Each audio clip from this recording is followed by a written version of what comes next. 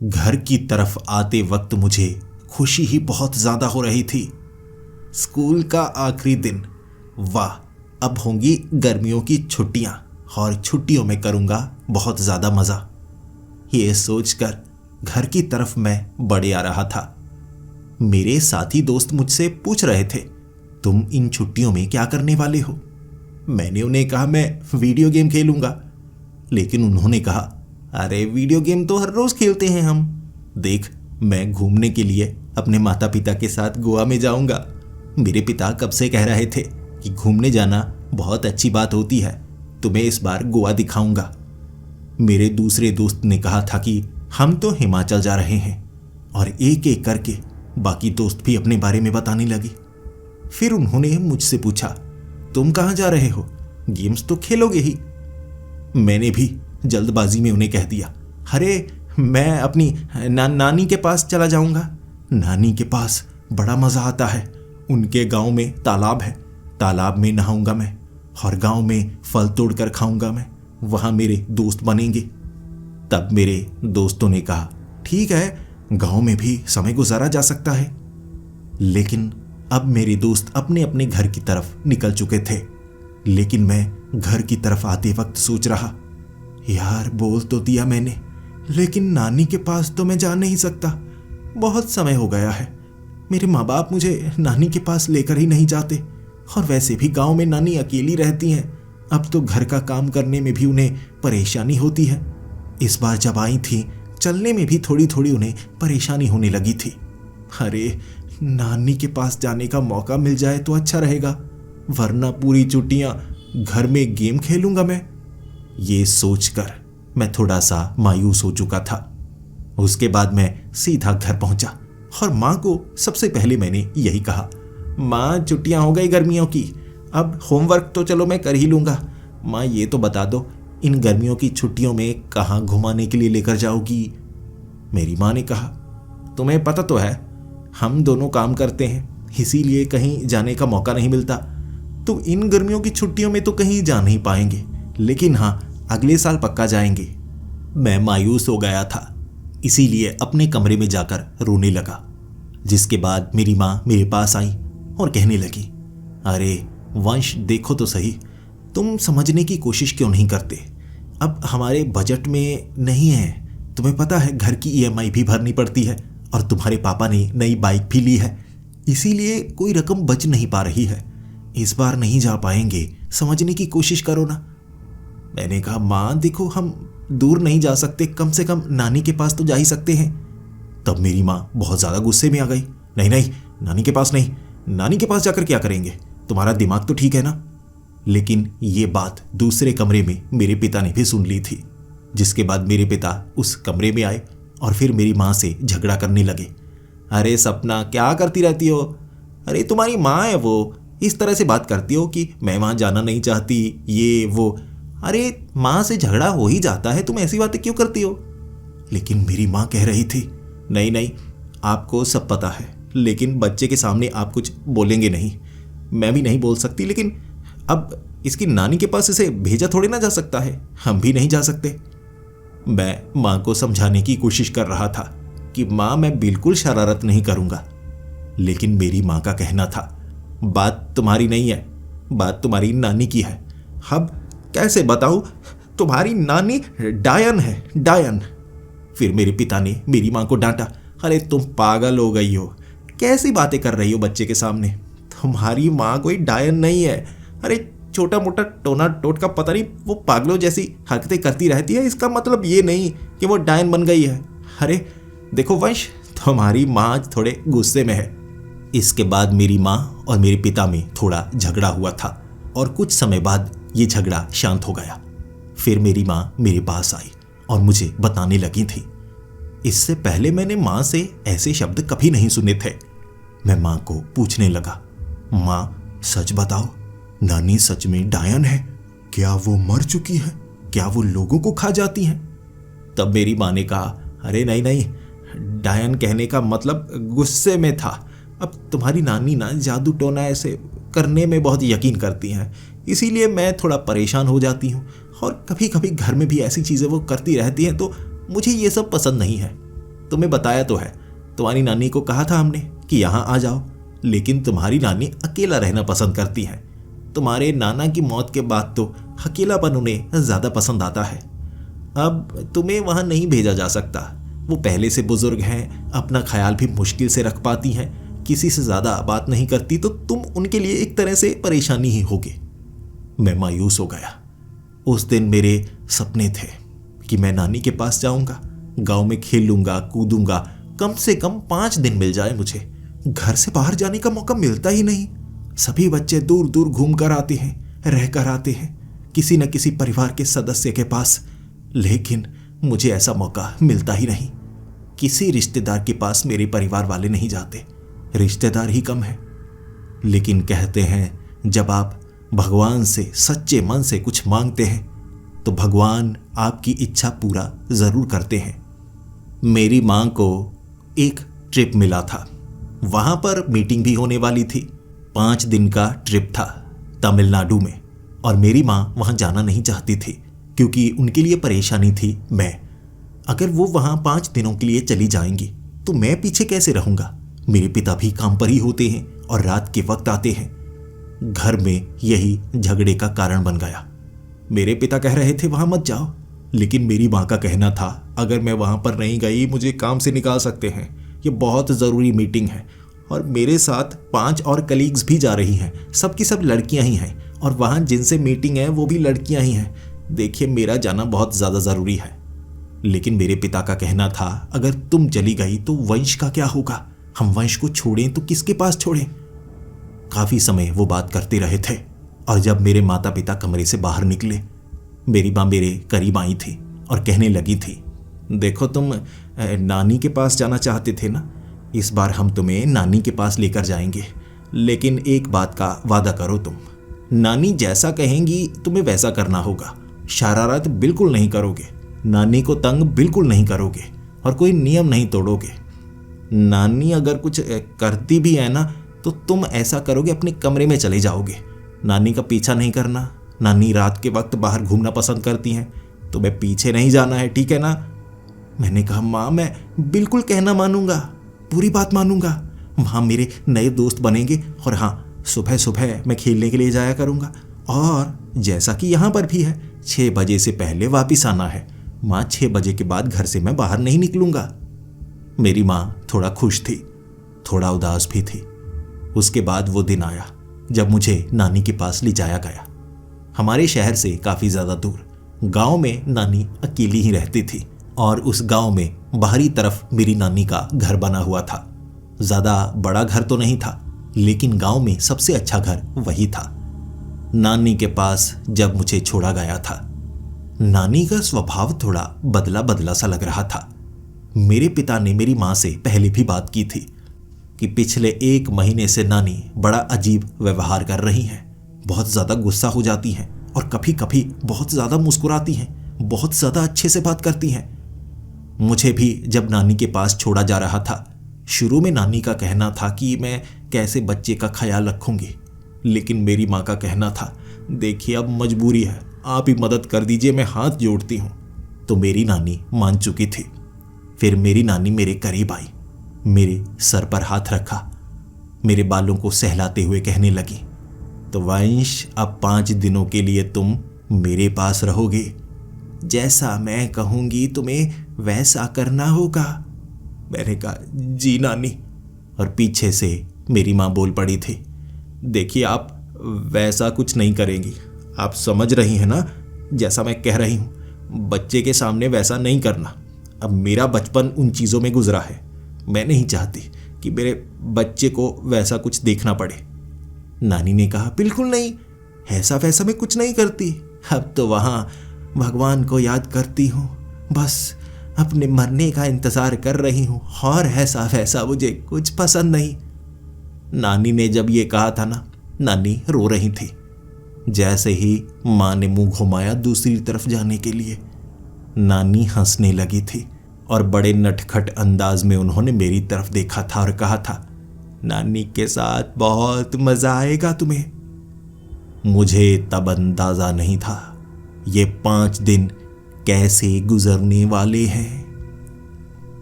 फिर नानी मुझे घर के अंदर लेकर गई। मैंने जब घर अंदर से देखा ना, मैं हैरान हो चुका था। ऐसा घर किसका होता है?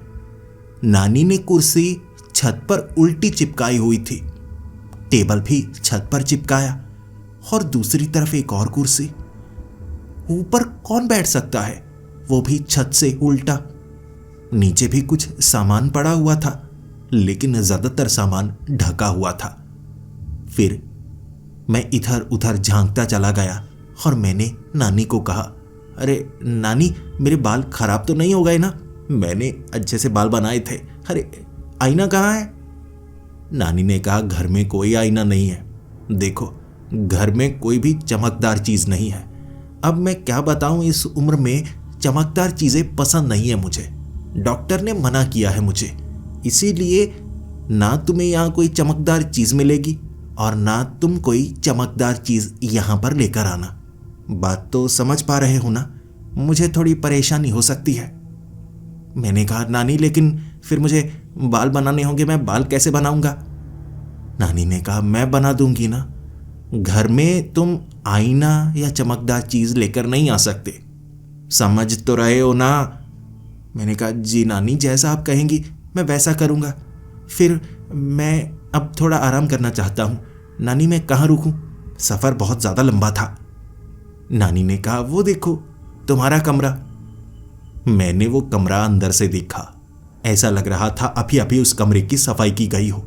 सिर्फ एक बेड लगा था, ऊपर पंखा, उसके सिवा उस कमरे में कुछ नहीं था। एक तरफ खिड़की थी जिसे फट्टों के सहारे बंद किया गया था। कीलें लगाई गई थी और वो कीलें नई लगाई लग रही थी। मैंने कहा, नानी, ये खिड़की को बंद क्यों किया गया है? नानी ने कहा, वो बाहर से ना कई बार जानवर अंदर घुस जाते हैं, इसीलिए मैंने खिड़की को बंद कर दिया। मैंने कहा, नानी, वो सलाखें तो लगी हैं, जानवर अंदर नहीं घुस सकते। नानी ने कहा, देखो, ये गांव में बहुत कुछ होता है, पीछे जंगल भी है, तो कौन सा जानवर कैसे आएगा वो मुझे ज्यादा पता है, तुम्हें नहीं पता। तो खिड़कियां बंद हैं तो बंद ही रहनी चाहिए। घर की जितनी खिड़कियां हैं मैंने सब बंद कर दी हैं। दरवाजे 2 हुआ करते थे, पीछे वाला दरवाजा हमेशा के लिए बंद कर दिया मैंने। अब सिर्फ एक ही दरवाजा है, वो सामने वाला, और उसे भी ज्यादातर मैं बंद ही रखूंगी, ठीक है ना? क्योंकि तुम्हारी सुरक्षा भी तो करनी है। अब मुझे थोड़ा डर है कि तुम्हारे जैसा अच्छा बच्चा कोई बहला फुसला ना दे। मैं नानी की बातें समझ नहीं पा रहा था।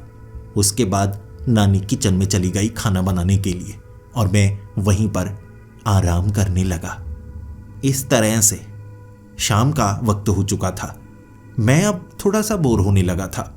पूरा दिन तो सफर में निकल गया। दोपहर के वक्त मैं यहां पहुंचा था।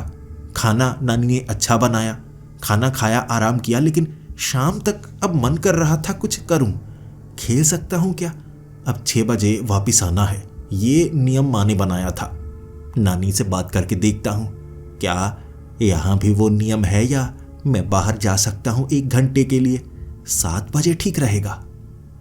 मैं नानी के पास गया और मैंने नानी को कहा, नानी, वक्त 5:30 का हुआ है, मैं बाहर जा सकता हूँ? दोस्तों से मिलना चाहता हूँ, कोई नए बन जाएं अगर। नानी ने कहा, हाँ बिल्कुल, जाओ बाहर, घूमो फिरो।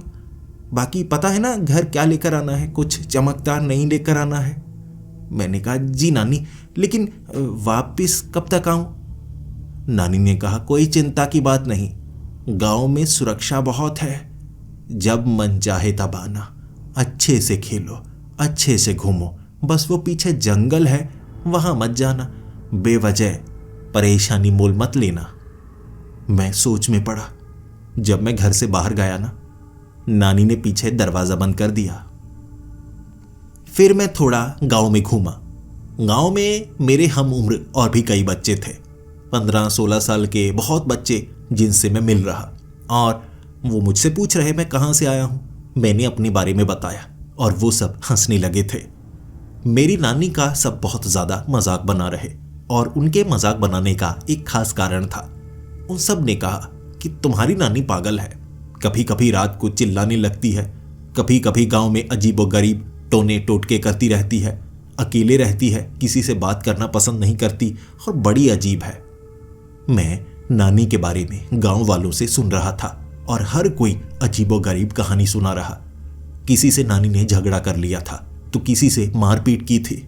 लोगों का कहना था कि उम्र इतनी ज्यादा हो चुकी है लेकिन तुम्हारी नानी गुस्सैल बहुत ज्यादा है, घर के अंदर किसी को जाने ही नहीं देती, हर काम अकेले करती है। इस उम्र में भी ऐसी ताकत का राज क्या है, लोग जानना चाहते हैं, लेकिन अड़ियल रवैया होने के कारण नानी से बनती किसी की नहीं है।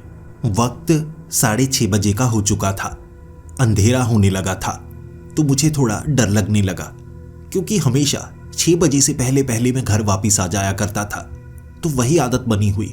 मैं नहीं चाहता था कि नानी को किसी तरह की कोई परेशानी हो, कोई मेरे साथ बदसलूकी करे या मुझे रास्ता भूल जाए। इससे पहले पहले घर वापिस चले जाना चाहिए। 6:30 बजे मैं घर वापिस आ चुका था, लेकिन मैं दरवाज़ा खटखटाने लगा। नानी ने दरवाज़ा खोला ही नहीं। मैं दरवाज़ा खटखटाता जा रहा था, नानी दरवाज़ा खोल ही नहीं रही। मैंने बहुत बार आवाज़ लगाई। उसके बाद खिड़कियों के पास जाकर मैं आवाज़ें लगाता जा रहा, लेकिन नानी दरवाज़ा खोल ही नहीं रही थी। दरवाजे के पास मैं बैठ चुका था। मुझे लगा नानी घर में है ही नहीं, नानी शायद बाहर गई होंगी, लेकिन कहाँ। 7 बजे तक मैं घर के बाहर बैठा रहा और पूरे 7 बजे अंदर से दरवाज़ा खोला। नानी ने मेरी तरफ देखा और कहा, अरे तुम क्या कर रहे हो, तुम बाहर क्यों बैठे हो, अंदर आओ। मैंने कहा, नानी मैं इतनी देर से दरवाज़ा खटखटा रहा था, मुझे लगा बाहर कहीं गई हैं तो मैं इंतज़ार करने लगा, आप तो अंदर ही थी। नानी ने कहा, अरे आवाज़ सुनाई नहीं दी होगी ना, अब इस उम्र में कान बजने लगते हैं, आवाज़ कम सुनाई देती है। मुझे अजीब लग रहा था, नानी अंदर थी, आवाज़ सुनी नहीं, लेकिन फिर दरवाज़ा बंद करने की क्या ज़रूरत थी। नानी को यह कह नहीं पाया मैं। उसके बाद अपने कमरे में चला गया। अब रात हो चुकी थी, 8 बजे तक हमने खाना खा लिया था। नानी ने कहा, अब तुम अपने कमरे में जाओ, आराम करो। फिर मैं घर में घूमना चाहता था, ये घर को अच्छे से देखना चाहता था। यह 2 मंजिला मकान था, ज़्यादा से ज़्यादा 4 कमरे होंगे, नीचे 2 ऊपर 2। मैं हर एक कमरे को अच्छे से देखना चाहता था, लेकिन नानी ने साफ मना कर दिया। अरे क्या कर रहे हो, इधर उधर क्यों घूम रहे हो। मैंने कहा, नानी मैं घर को देखना चाहता हूँ, आपने घर को काफ़ी अजीबो गरीब सा बना कर रखा हुआ है, काफ़ी डरावना लगता है। और माँ भी कह रही थी आप कोई जादू टोना करती हैं। नानी तब हैरान परेशान सी हो गई, चेहरा उतर गया उनका, और मेरी तरफ नानी देखकर कहने लगी, तुम्हें किसने कहा मैं जादू टोना करती हूं। मैंने कहा, माँ ने आपको बताया तो। फिर नानी कहने लगी, अच्छा तो तुम्हारी माँ मुझे डायन समझती है। मेरे मुंह में ये बात थी, लेकिन मैं कहना थोड़े ना चाहता था। नानी सामने से बोल पड़ी और मैंने कहा, नहीं नहीं, आपको माँ ने डायन थोड़ी ना कहा है, वैसे ही जादू वगैरह जैसे जादूगर करते हैं ना, जादू दिखाते हैं। फिर नानी थोड़ा शांत हुई, अच्छा अच्छा ठीक है, बाकी ज़्यादा घूमना मत, घर में मैंने सामान रखा है, बेवजह तुम किसी कमरे के दरवाजे को खोलोगे तो सामान गिर जाएगा, इसीलिए मैं नहीं चाहती तुम घूमो, तुम अपने कमरे में जाओ, मज़े करो। मैं अपने कमरे में जा चुका था। मज़े क्या करता, खाली कमरा, कोई अखबार नहीं, कोई मैगजीन नहीं, कुछ भी नहीं, खेलने के लिए तो यहाँ कुछ भी नहीं है। जिसके बाद नानी मेरे पास आई और कहने लगी, वंश देखो, यहीं पर रहना, मैं थोड़े काम के लिए जा रही हूँ। वक्त 8:30 बजे का था। रात के वक्त नानी कहीं जाने की बात कर रही और मैंने कहा, नानी अंधेरा बहुत है, आप कहाँ जा रही हैं। नानी ने कहा, मैं बता नहीं सकती और मैं बड़ी हूँ, हर चीज़ बच्चों को थोड़ी ना बताई जाती है। घर में रहना और जब मैं दरवाज़ा खटखटाऊँ तभी दरवाज़ा खोलना, मेरे सिवा कोई भी दरवाज़ा खटखटाए तो उसे अंदर मत आने देना, मेरे सिवा किसी की आवाज़ का जवाब मत देना, ठीक है ना। मैंने कहा, ठीक है नानी। नानी घर से बाहर जा चुके थे। मैंने अंदर से लगा लिया दरवाज़ा। वक्त रात का था। और मैं घर में पूरी तरह से अकेला था। शुरुआत में मुझे ऐसा लगा जैसे जमीन से आवाज आ रही है, फर्श से। इस घर में फर्श लकड़ी का था, वो भी पुरानी सीलन वाली लकड़ी। थोड़ी थोड़ी लकड़ी से बदबू भी आ रही थी। नानी इस घर में पता नहीं कैसे रहती थी, लेकिन घर को ऐसे ही बनाया था। कोई सोच नहीं सकता उस जगह पर ऐसी चीज को लगाया गया। अगर फर्श से आवाज आ रही है तो किस चीज की हो सकती है? लकड़ी को घुन लगा भी तो हो सकता है। फिर धीरे धीरे वो आवाज थोड़ी सी बढ़ी, धप धप धप धप, जैसे नीचे से कोई फर्श को नॉक कर रहा हो। मैं सहम गया, सिमट गया। जमीन से आखिर कौन नॉक कर सकता है? नीचे तो मिट्टी है, मिट्टी में कोई दफन हुआ है जो आवाज कर रहा है। एक बार जब मेरे मन में यह ख्याल आया, मेरी सांसें रुकने लगी। मैं तो भूतों की फिल्में बहुत ज्यादा देखा करता था, इन चीजों को मानता भी बहुत ज्यादा था। क्या पता इतनी बड़ी दुनिया में क्या चीज हो जो लोग यकीन नहीं करते, खुद को अंधेरे में रखते हैं। मैं तो सोच रहा यहां कोई भूत तो नहीं। अरे नानी के तो कान बजते हैं, नानी को कम सुनाई देता है, मुझे तो साफ साफ सुनाई देता है ना। क्या पता या कोई भूत हो, या इस घर को शमशान घाट या कब्रिस्तान के ऊपर बनाया गया हो और मुर्दा उठने की कोशिश कर रहा हो। ये मैं सोचे जा रहा और डरे जा रहा। आवाजें बीच बीच में आती और बीच बीच में बंद हो जाती। जिसके बाद दरवाजा खटखटाया किसी ने। अब ये आवाज बहुत जोरदार थी, इतनी जोरदार कि मेरी चीख निकल गई। फिर मैंने एहसास किया ये तो बाहर वाला दरवाजा है ना, नानी आई होंगी। जल्दी से भागकर मैंने दरवाजा खोला। दरवाजा खोलते ही बाहर मुझे कोई नजर नहीं आया।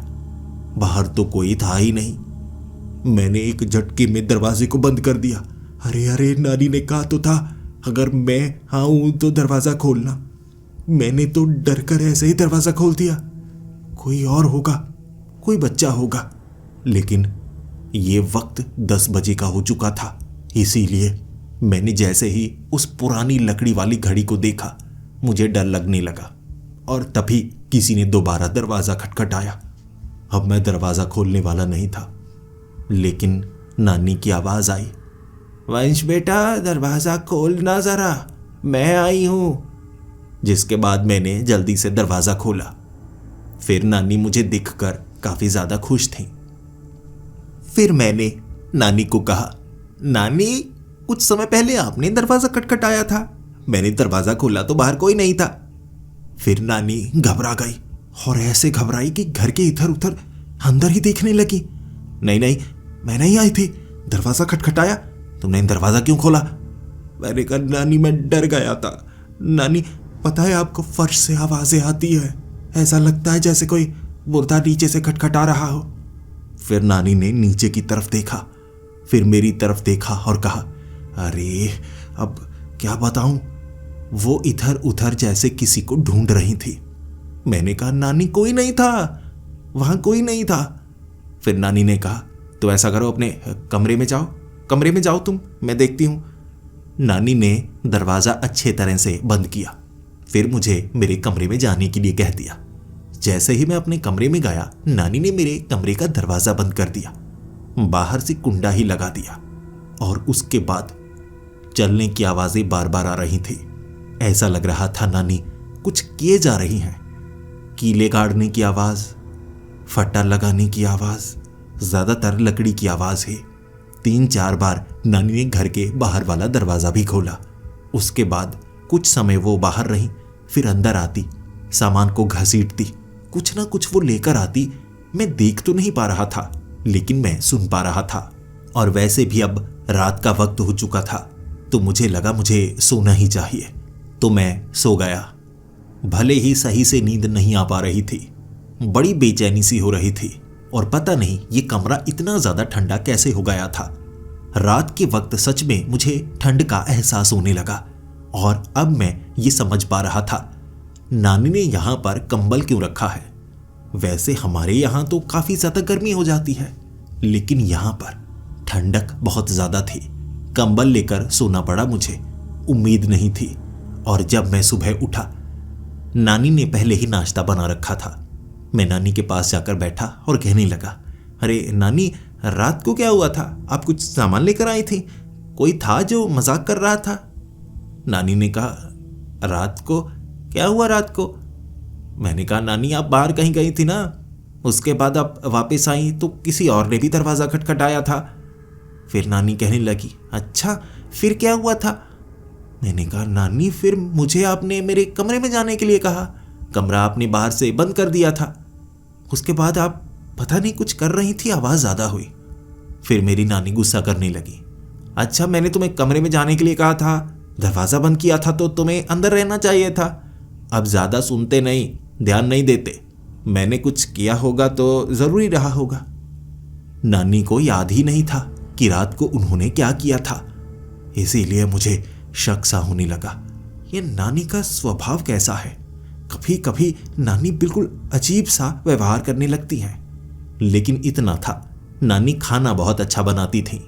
अब सुबह का ही वक्त था तो मैंने नानी से पूछा, नानी अब तो दिन ही है, क्या मैं बाहर गांव में घूम लूं, देखूं गांव में क्या है? नानी ने कहा, हाँ बिल्कुल घूमो, ये तो तुम्हारी मर्जी है ना, और ज़्यादा चिंता मत करना, अगर देर भी हो जाए मैं तुम्हारी माँ की तरह खड़ूस नहीं हूँ, रात को भी आओगे तो भी चलेगा। मैंने कहा, ठीक है नानी। जैसे ही मैं घर से बाहर निकला, नानी ने दरवाज़ा बंद कर लिया, जिसके बाद मैं गांव में घूमने लगा। अब गांव में कुछ नए दोस्त बन गए थे मेरे, लेकिन मेरी नानी से सब बहुत ज़्यादा डरते थे। मैंने अपने उन दोस्तों से पूछा कि माना मेरी नानी जादू टोना करती है, अब क्या ही कर सकते हैं, बूढ़े ऐसे होते हैं, सठिया जाते हैं तो ऐसी हरकतें करने लगते हैं।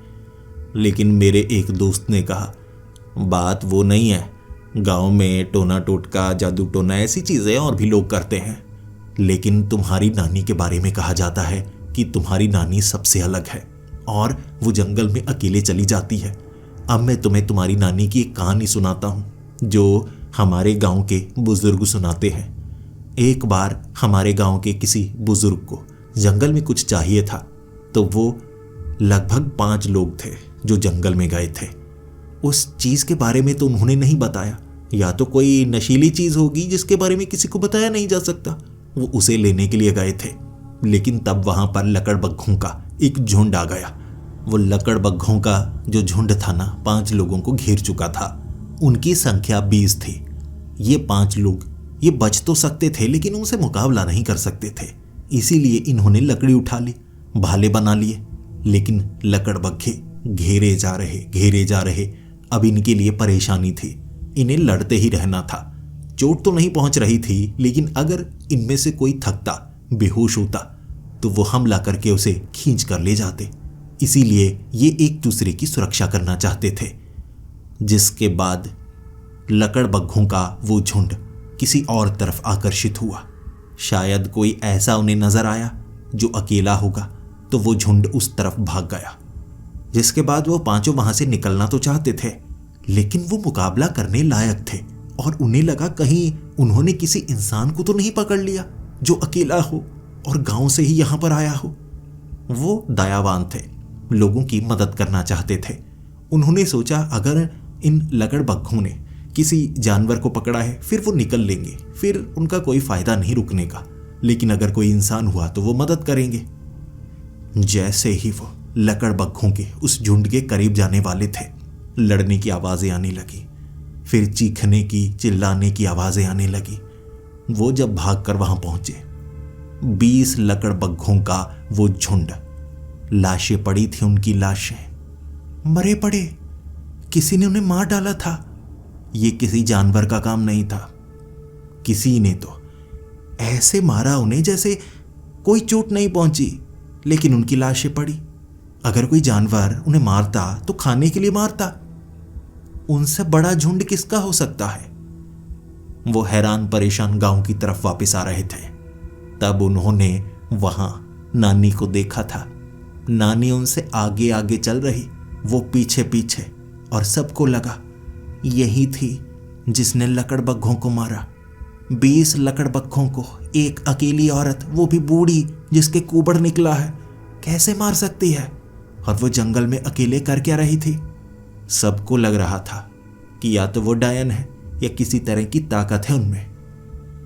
तुम अपनी नानी के साथ रहते हो, तुम्हें वो डायन वाला रूप नहीं नजर आता? बड़ी सी हो जाती हैं, मार देती हैं, ऐसा कुछ नहीं करती? मैंने कहा नहीं नहीं, ऐसी नहीं है नानी, और लकड़बग्घों को किसी और ने मारा होगा। अरे नानी तो बहुत बूढ़ी है, 20 लकड़बग्घे, अरे ये काम किसी बूढ़े इंसान का नहीं है, शायद कोई और होगा।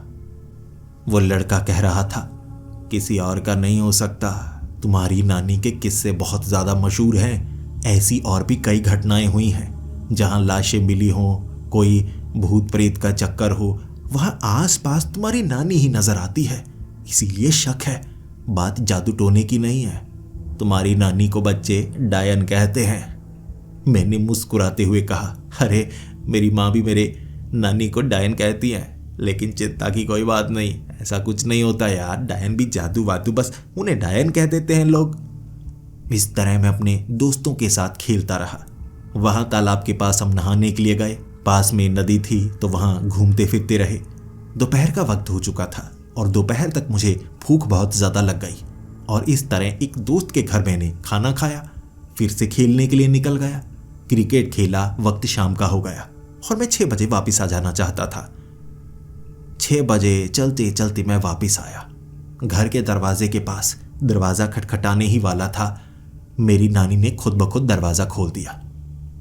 लेकिन इस बार नानी ने मुझे देखते ही धक्का दिया और कहा, मैंने कहा था तुम्हें चमकदार चीज नहीं लेकर आनी है, तुम्हें समझ में नहीं आता? नानी का चेहरा बहुत गुस्से से भरा हुआ। तब मेरे दिमाग में आया, कंचे, अरे यार मैं कंचे खेल रहा था, तो कंचे तो मेरी जेब में ही हैं। मैंने कंचे निकाले और नानी ने कहा, फेंको फेंको, चमकदार चीज लेकर घर नहीं आना। मेरे कंचे फिंकवा दिए नानी ने, फिर जाकर मुझे घर आने दिया था नानी ने। वहां बैठे मैं सोचे जा रहा। वक्त शाम का था। घर में चीजें अजीबोगरीब पड़ी हैं, ज्यादातर छिपाई गई हैं, ढकी गई हैं। मैंने किसी चीज को अब तक देखा नहीं था अच्छे से। लेकिन जब खाना खाने के बाद नानी घर से बाहर निकली, तब मैं घर की अच्छे से पड़ताल करना चाहता था।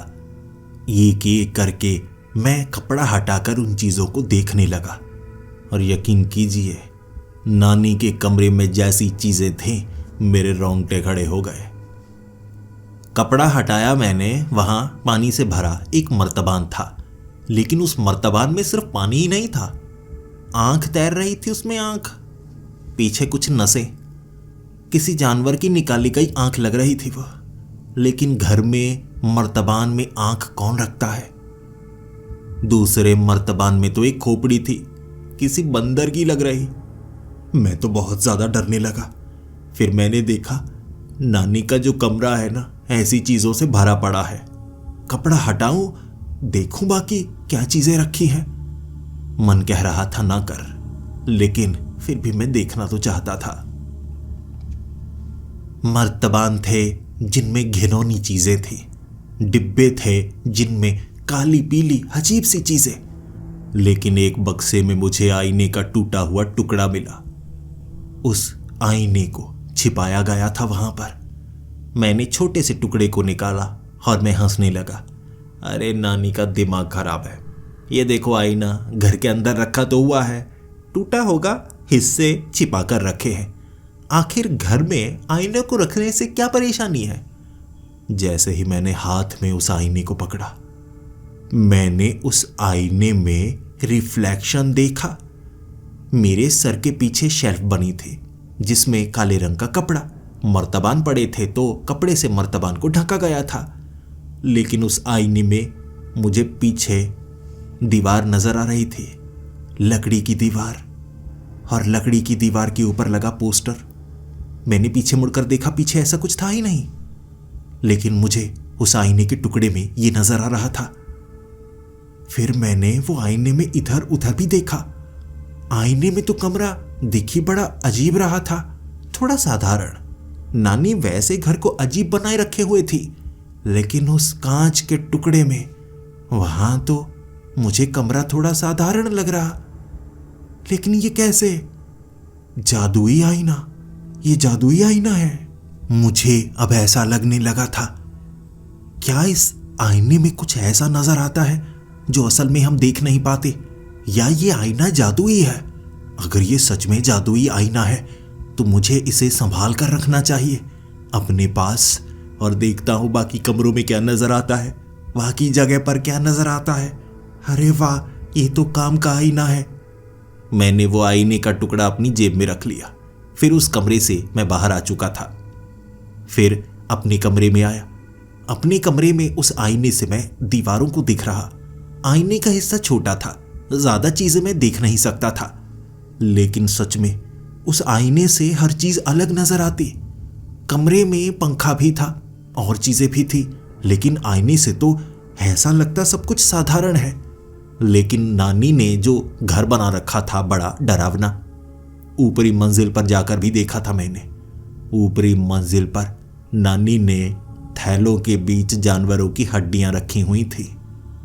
बहुत सारी ऐसी चीजें थी जो इतनी डरावनी थी, मेरी हिम्मत टूटी, मैं नीचे आ गया। फिर अपने कमरे में। मुझे डर इस चीज का था, नानी को पता तो नहीं चल जाएगा। लेकिन फिर मैंने सोचा, अरे पता चलेगा तो चलेगा कैसे? वो पूरे बड़े आईने के टूटे हुए हिस्से हैं, उसमें से छोटा आईने का हिस्सा मैंने निकाल लिया है। लेकिन जेब में कंचे थे, नानी को पता चल गया। ये आईना भी मुझे कहीं ना कहीं छिपा कर रखना होगा। कहां पर छिपाऊं?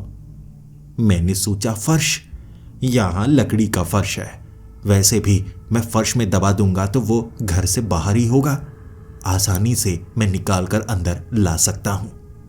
फर्श में एक छेद था, उसमें से आईने का टुकड़ा फंसाकर छिपाना बड़ा आसान काम था।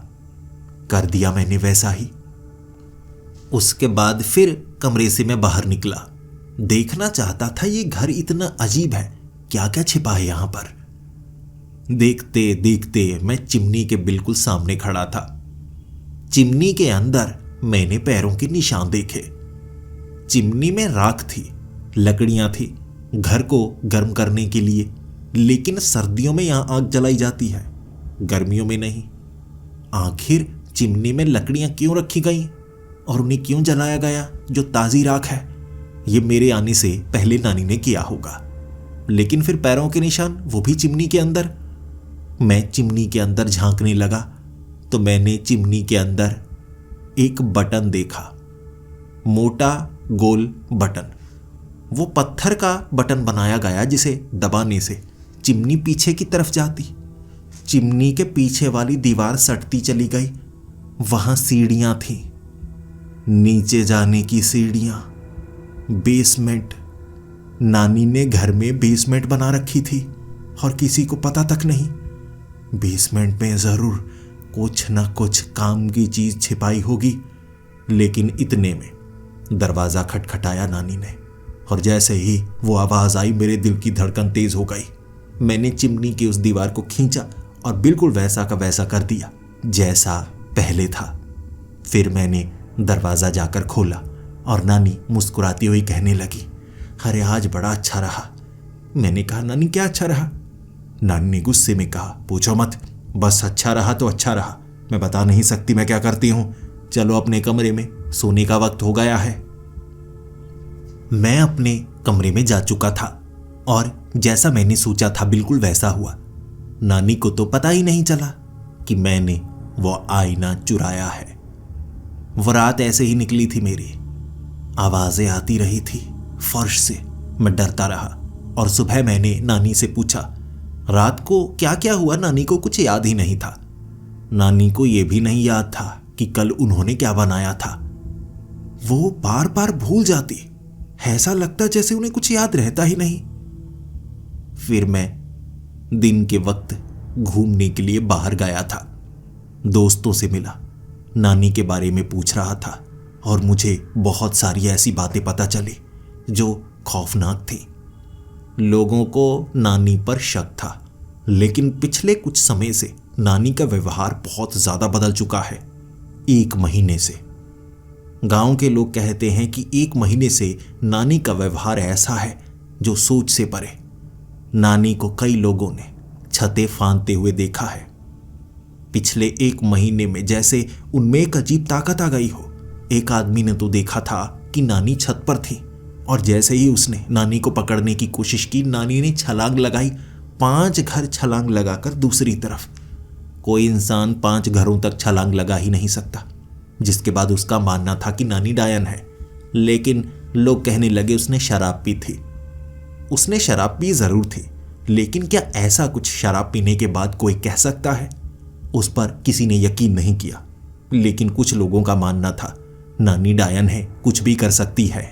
और उस दिन मुझे लगा अगर गांव वाले सच का पता लगाना चाहते हैं तो मुझे सच का पता लगाना चाहिए। अगर ऐसा कुछ है तो नानी ने बेसमेंट में कुछ रखा होगा जो सबूत के तौर पर इस्तेमाल किया जा सकता है। मां का सच भी पता चल जाएगा। मां ने बचपन में क्या देखा है? कहीं नानी सच में डायन तो नहीं? अगर ये बात सच है तो मैं किसी छोटी मोटी मुसीबत में नहीं, बहुत बड़ी मुसीबत में हूं। कर मैं कुछ भी नहीं सकता। दिन भर मैं बाहर रहा था, तैयारी करता रहा, सोचता रहा और जैसे ही शाम को वापस आया, मैं जल्द से जल्द यहां से निकलना चाहता था। लेकिन 2 दिन मुझे अब भी यहां पर बिताने थे। इसीलिए मैंने सोचा घर की तलाशी लूंगा। जो जो सामान मैंने देखा है, अगर उसके बारे में गांव वालों को बताऊंगा, उससे नानी को वो पकड़ लेंगे। लेकिन पक्का नानी कोई डायन है, ये वैसे ही जादू टोना करती हैं। बेसमेंट देखनी होगी जहां से आवाजें आती हैं। फर्श से आवाजें नहीं आती। घर में बेसमेंट है, बेसमेंट में कुछ है जो आवाजें करता है। देखना होगा वो क्या चीज है। शाम को जल्दी घर आ गया था मैं। रात का इंतजार कर रहा था और रात को बिल्कुल वैसे ही नानी घर से बाहर निकली। पीछे से लगा लिया मैंने दरवाजा और दरवाजा लगाते ही बहुत जल्दी मैं बेसमेंट में पहुंच जाना चाहता था। बटन दबाया, बेसमेंट पीछे खिसकाई, सीढ़ियां नजर आई। मैं सीढ़ियों से नीचे उतरने लगा, लेकिन मुझे इस चीज का डर था, अगर नीचे से आवाज आती है कोई खतरनाक चीज ना हो।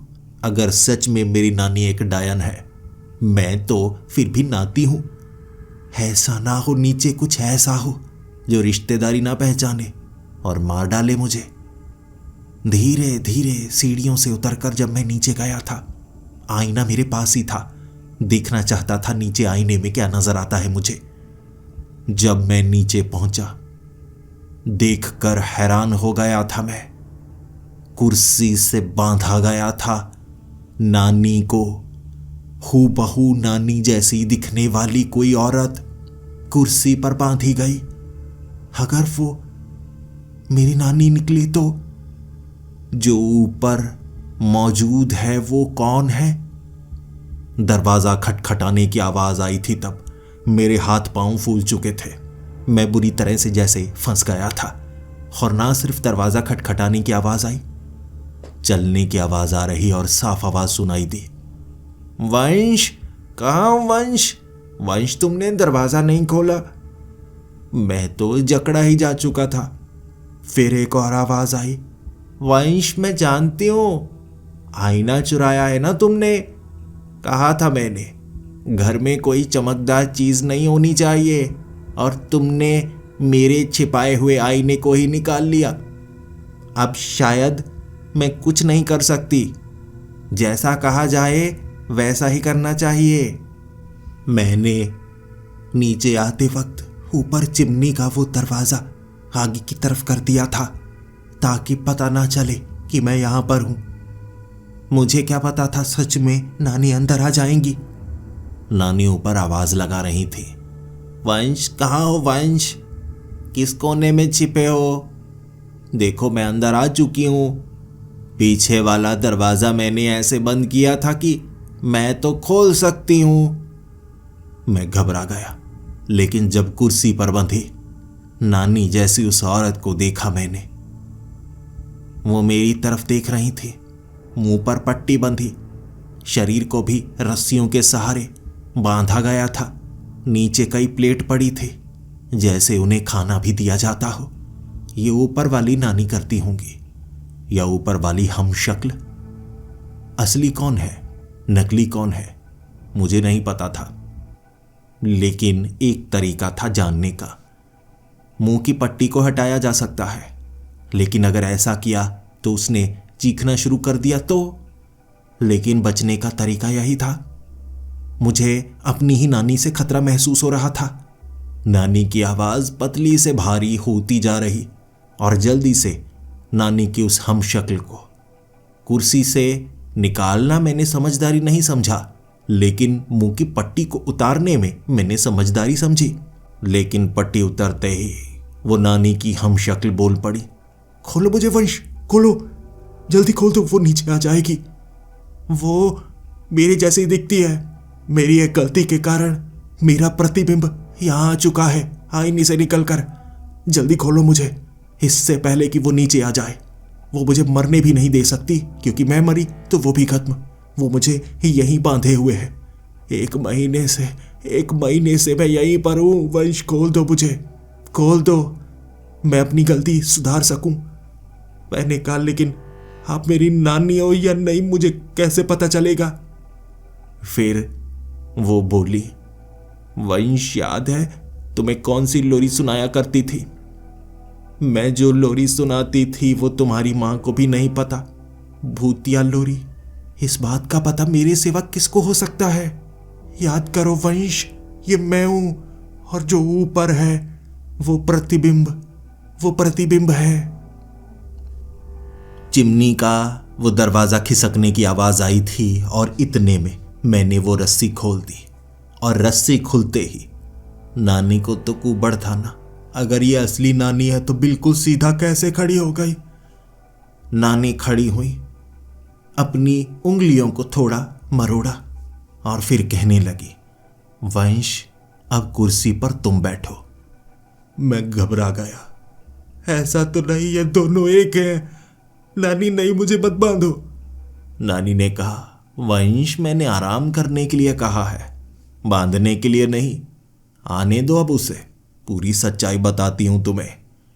नानी ने बड़ी जल्दी भागकर सीढ़ियों से उतरकर आती वो नानी को पकड़ लिया और पकड़ते ही वो नानी चीखने लगी। और वो नानी सच में नकली थी, मैंने 1 मिनट में पहचान लिया। कुर्सी पर असली नानी बंधी थी।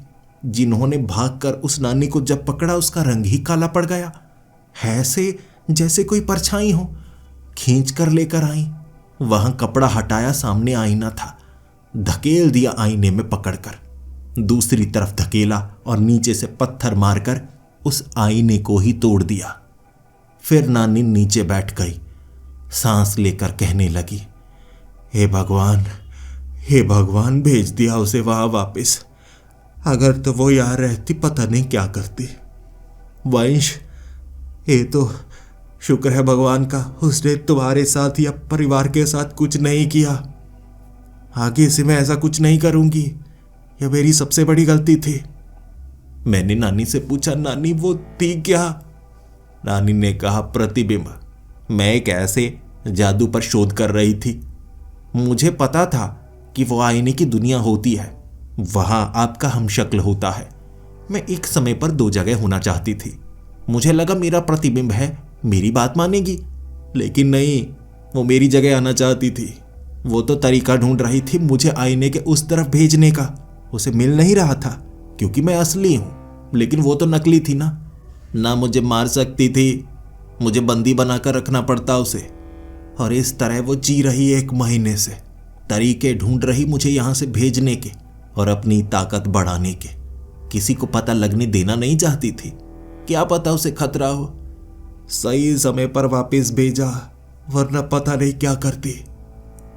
नानी ने मुझे पूरा सच बताया और घबराते घबराते मैंने कहा था, नानी आप डायन तो नहीं? और नानी ने कहा, चलो ऊपर, सब मुझे यही कहते हैं। जानती हूं तुम्हारी मां भी मुझे डायन समझती है। डायन नहीं हूं मैं, कह सकते हो डायनों वाले तंत्र मंत्र करती हूं मैं, लेकिन किसी को नुकसान पहुंचाने के लिए नहीं। सोच कर देखो, तुम्हारे पास कोई ताकत हो और वो ताकत अच्छी हो या बुरी हो ये तुम पर निर्भर है, लेकिन फिर भी तुम करना तो चाहोगे ना कुछ जादू, अजीब चीज। देखो, उम्र मेरी 85 साल है, कुबड़ नहीं है, जानबूझकर बनाकर घूमती हूँ, ये उस जादू के कारण। लेकिन इतना कह सकती हूँ, डायनों की श्रेणी में नहीं आती। शरीर में कोई बदलाव नहीं किया है मैंने, सिर्फ सुधारा है। पसंद है मुझे वो, इसलिए मैं करती थी। और इस तरह नानी बच गई थी। ऊपर आई नानी, खाना बनाया नानी ने। उसके बाद नानी बड़े प्यार से बात कर रही, और फिर मैंने नानी को बताया मैं बाहर जाता था रात के वक्त। नानी ने डांटा, क्यों? तुम्हें पता नहीं है अंधेरा होने से पहले वापस आना पड़ता है। और तुम्हें एक चीज सिखाऊं, तुम्हारे काम की है। नानी ने मुझे अगले 2 दिनों तक बहुत अच्छी चीजें सिखाई थी। गांव में घुमाया भी था और यह भी बताया था वो जंगल में कभी कभी जाती है, कुछ चीजें करनी पड़ती हैं, जादू वगैरह। जानवरों पर, जानवरों से बातें कर सकती हैं वो, पेड़ों में बदलाव ला सकती हैं वो, तंत्र मंत्र का पता है उन्हें, लेकिन वो नुकसान नहीं पहुंचाती। 2 दिन बड़े मजेदार निकले थे। किसी दोस्त की जरूरत ही नहीं पड़ी। मेरी तो नानी ही मेरी दोस्त थी। जानवरों की तरह भाग सकती थी जंगल में। घुमाया उन्होंने, पीछे वाली पहाड़ी दिखाई। बड़े मजे से 2 दिन निकले थे, जिसके बाद मैं ये भी जान गया मां का नानी से झगड़ा क्यों हुआ था। ये नानी के साथ नहीं, वो नानी के साथ झगड़ा हुआ था जिसे प्रतिबिंब बनाकर हमने उस आईने के पार भेज दिया था। फिर मुझे जब मां लेने के लिए आई थी, मां ने सबसे पहले मुझसे यही पूछा था, नानी ने कुछ किया तो नहीं ना? और मैंने नानी की तरफ देखा और मुस्कुराकर मां को कहा था, नहीं मां, यहां तो मजा ही बहुत आया। अरे नानी तो घुमाती ही बहुत है, और घर में भी बड़ी मजेदार चीजें होती थी। घर भी बदल चुका था, मां ने अंदर से देखा। कोई ऊपर कुर्सी नहीं थी, कोई ऊपर टेबल नहीं, घर तो साधारण। ये बदलाव प्रतिबिंब के कारण हुआ था। दूसरी दुनिया का वो प्रतिबिंब इस घर पर भी हावी था। अब घर भी साधारण, नानी भी मेरी अपनी, और नानी का राज मैं अपने मन में समाये रखना चाहता था। और मां को यह भी कह दिया, मां अगली छुट्टियों में तो मैं यहीं पर आने वाला हूं। जो मजा यहां आता है और कहीं आता ही नहीं।